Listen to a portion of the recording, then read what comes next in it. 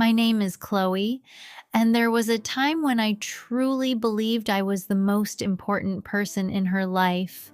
She texted me every morning, stayed up talking to me every night, shared secrets she claimed nobody else knew, and honestly, if someone had asked me back then whether she cared about me, I would have said yes without thinking twice.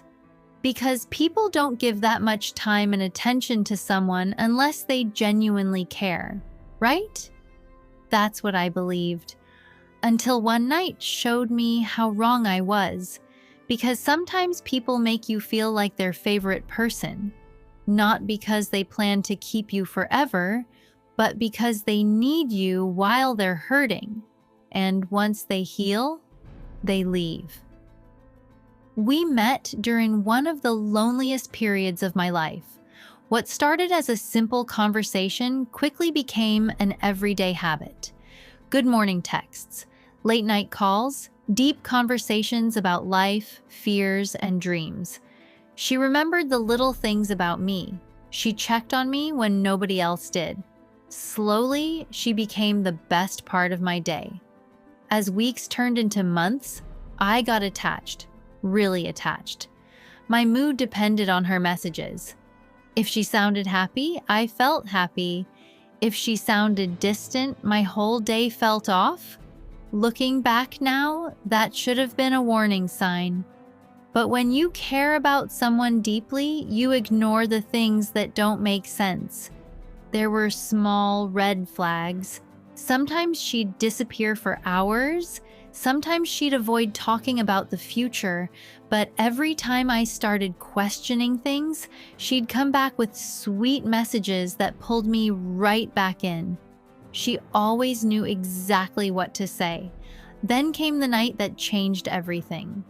We were texting like usual when her replies suddenly became slower.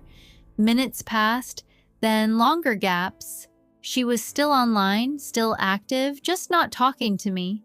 At first I ignored it, then I started overthinking, then I saw a photo. She was smiling next to someone I'd never seen before. Underneath it was a caption that instantly broke my heart. "Thank you for making me happy again." The worst part?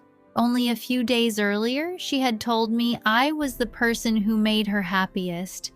I kept scrolling, more photos, more comments, more memories, and suddenly the truth became impossible to ignore.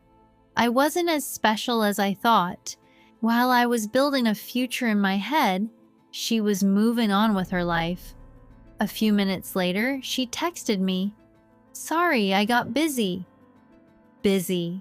After everything we shared, that one word hurt more than I can explain.